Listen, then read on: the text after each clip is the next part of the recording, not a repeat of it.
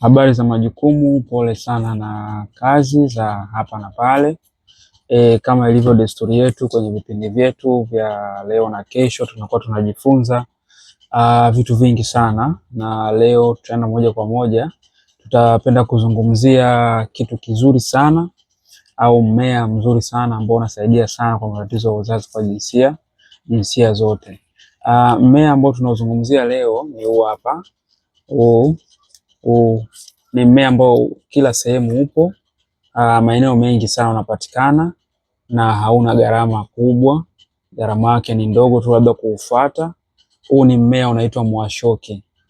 Mwashoki ni miongoni mwa mimea ya asili ambayo inasaidia sana katika tiba asili, ambao leo nitapenda kuzungumzia faida 5 muhimu na nzuri ambazo watu wengi hatuzijui au watu wengi hawazifahamu, kwamba inaweza ikasaidia kitu gani, inaweza ikakunufaishia kwenye kitu gani, na kwa nini watu walikuwa wanatumia sana kipindi hasa cha zamani.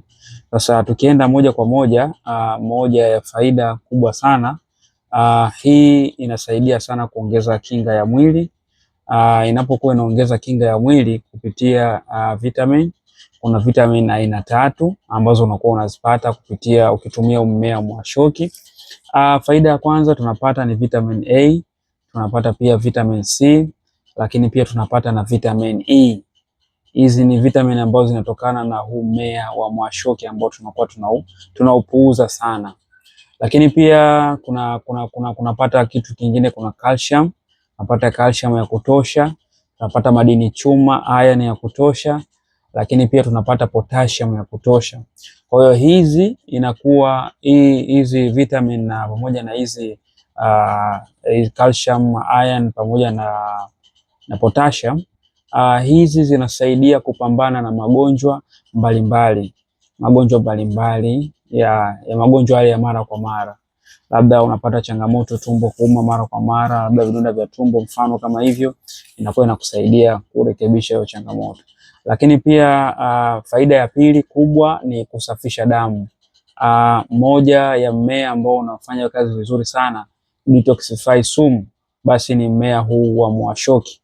Mmea wa mwashoki unafanya kazi kubwa sana ya kusafisha damu, lakini pia unafanya kazi ya kuboresha mzunguko wa damu.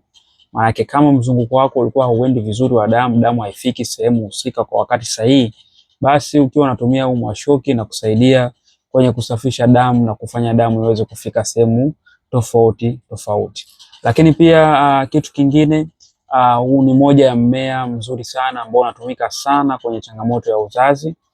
Changamoto ya uzazi tukizungumzia labda hormone. Watu ambao wanapitia changamoto ya hormone, mzunguko wao unakuwa unabadilika, unakuwa uko zigzaga, ueleweki, damu ya mabonge, anapata maumivu wakati anapokuwa anashiriki, anapokuwa anatumia huu mwashoki unakuwa unamsaidia kwanza kurekebisha homoni zako, lakini pia kumpa mtu nafasi ya kuweza kuwa mama. Lakini pia mingine faida kwenye uzazi, inasaidia pia mayai kuyaboresha, mayai yawe bora, mayai yawe salama, mayai yawe mazuri, mayai yaweze kupevuka katika kiwango kizuri, na upevushaji wake wa mayai uwe katika kipindi kizuri. Kwa unapokuwa unatumia mwashoki, unakuwa unakusaidia wewe mwanamke ambaye unatamani labda kuwa na mayai mazuri ili uweze kushika ujauzito, basi unapokuwa unatumia mwashoki unakusaidia kwenye kuboresha mayai yako.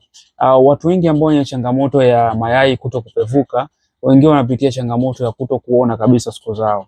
Lakini wanapokuwa wanatumia mwashoki, unawapa nafasi nzuri kwanza ya kuweza kuona mzunguko wao, na hatimaye wanaweza wakashika ujauzito kwa urahisi na wepesi zaidi.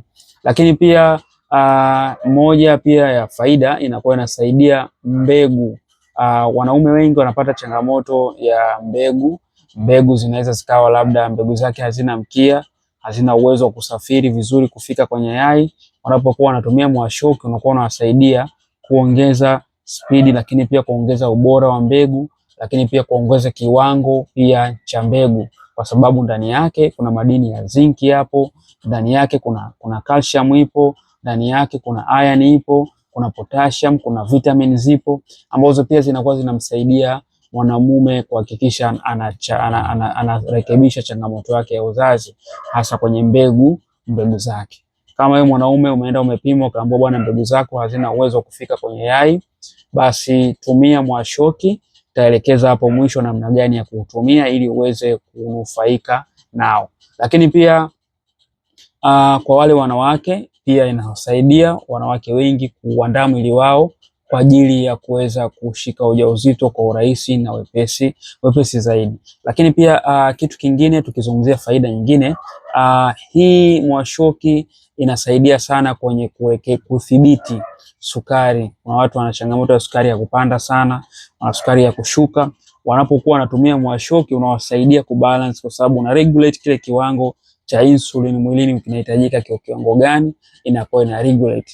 Lakini pia kwa wale watu, hata watu wenye pressure, inakuwa inawasaidia sana, wanaepukana na hizi changamoto. Mtiririko wa damu unakuwa haufiki katika mazingira mazuri. Kwa hiyo wanapokuwa wanatumia, inakuwa inamsaidia na mtu anakuwa yuko vizuri, kwa sababu pressure yake inakuwa normal. Lakini pia inakuwa inamsaidia pressure yake, mtiririko wake wa damu unakuwa uko katika kiwango kizuri sana. Lakini pia kitu kingine au faida nyingine, hii pia inasaidia katika mmeng'enyo wa chakula. Watu wengi wanapata changamoto ya umeng'enyaji wa chakula, unakuwa ni hafifu au unakuwa ni haupo katika kiwango kizuri. Lakini pia anakuwa anapata changamoto, umeng'enyaji wa chakula unakuwa ni mdogo, hali ambayo inapelekea mtu anapata tumbo kujaa gesi na vidonda vya tumbo anakuwa anavikaribisha. Lakini anapokuwa anatumia mwashoki unamsaidia kwanza kurekebisha changamoto ya kupunguza gesi tumboni. Lakini pia hata wale watu wanapata changamoto ya choo kigumu, unapata changamoto ya choo kigumu, kuna wengine mpaka wanaumia wakiwa wanajisaidia mpaka wanatoka na damu. Hiyo wakiwa wanatumia na kuwa wasaidia wanakuwa wako vizuri sana. Lakini pia hii inasaidia hata kuongeza ufanisi mzuri wa kusaga chakula tumboni. Ukiwa unatumia hii inakusaidia vizuri sana kuhakikisha usagaji wa chakula tumboni unakuwa katika kiwango kizuri. Hizi ni faida 5 ambazo nimezizungumza hapa.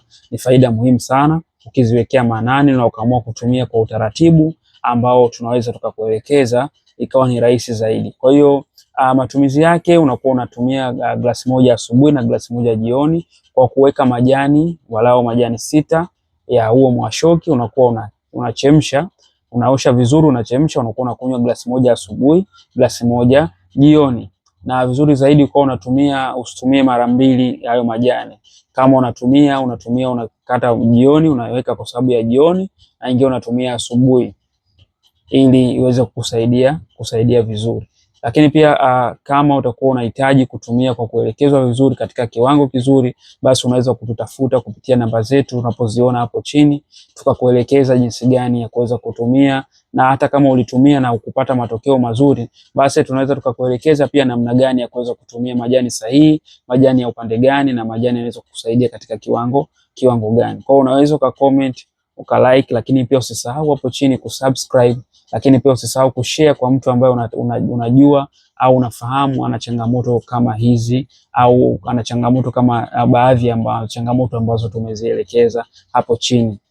Mwashoki ni mti au ni mmea ambao wa asili, ambao umelenga katika kusaidia au kurekebisha chanzo cha tatizo na sio dalili. Kwa ukiwa na dalili nyingi umeziona nazo, tunarekebisha kuanzia kwenye chanzo kupitia mwashoki. Kama kuna sehemu hujaelewa au unatamani kipindi kinachokuja tuzungumzie kitu gani, unaweza comment hapo chini, lakini pia ukalike, lakini ukashare kwa mtu mwingine ambaye mwenye changamoto mbalimbali. Karibu sana na Mungu awabariki. Tutaonana katika vipindi vinavyokuja.